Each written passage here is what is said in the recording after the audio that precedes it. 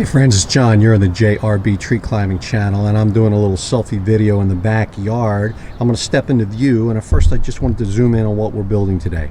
On the right, we have a Footloop with provision for 2 feet. And on the left, we've got a Footloop with provision for 1 foot. And they're tied in near identical fashion.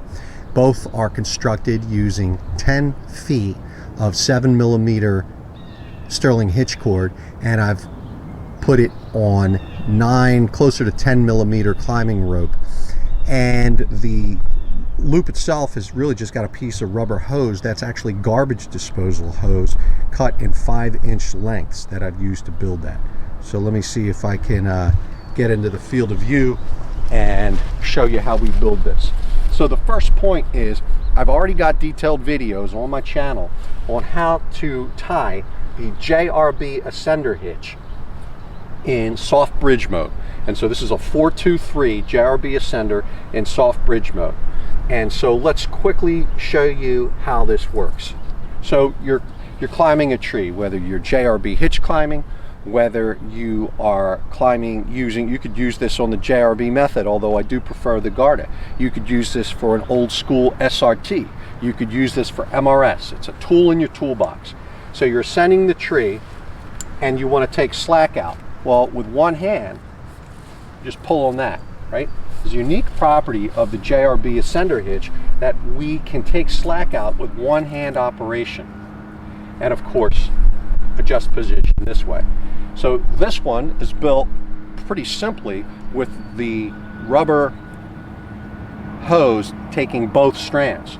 So it's a real simple variation of this one that I'll actually untie and retie. So this is the same construction but with provision for 2 feet. Now it's got to be balanced, like I could work slack out here so that 1 foot is longer than the other. And I've tested this, and what I've learned in my climbing is I don't need to worry about that. Your body naturally balances itself on a hitch climb, and that's where I'll be using it.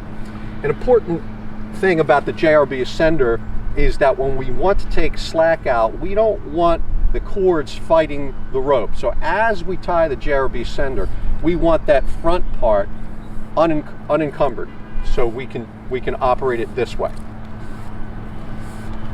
I don't want these in front because it doesn't move as well. So we'll be tying it with that in mind. So let's start by untying this. And now here's a really nice feature of the Hunter's Bend. So I've loaded this with my body weight, but with just finger strength, I can untie the Hunter's Bend. You wouldn't want to try that with a double fisherman's. It's really, I have no problem with double fisherman's, it's stronger, but for some applications, this being one of them, strength is not the most important feature. We're building a Footloop that really can't take any more load than our body weight. It can't sustain any kind of impact load or fall.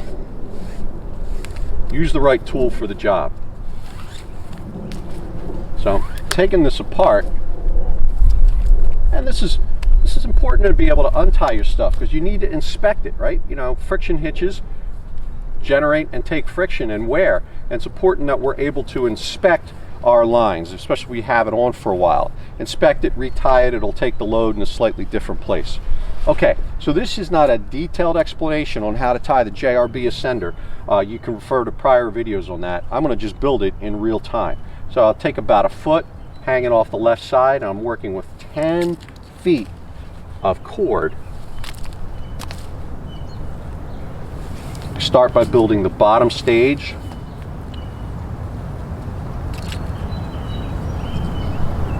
It's not because I devised this friction hitch, I promise you, but I really do love it, and it's pretty much the only thing I'm using now in all my systems. There's really not a lot of use for other friction hitches. That's the bottom stage, and I'm building a 423.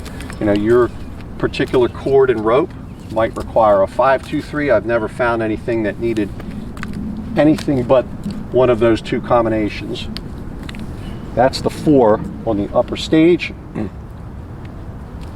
now the 2 comes from passing that strand up through 2 of the bottom coils on that upper helix. This is all just review for you.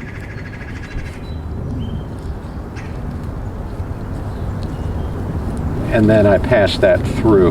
That's a little more work because I'm working with 10 feet of cord, but no problem.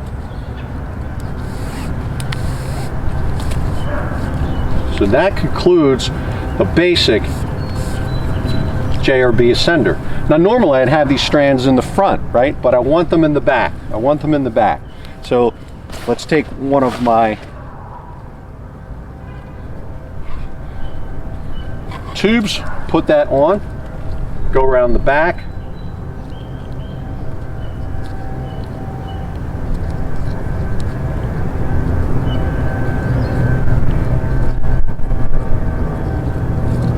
And as prescribed in the other video, pass that through, put the second tube on,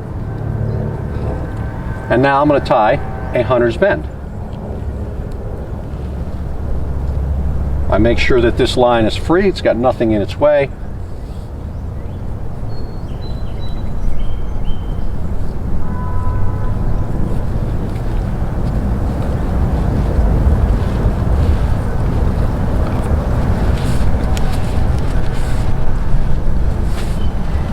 There you have it.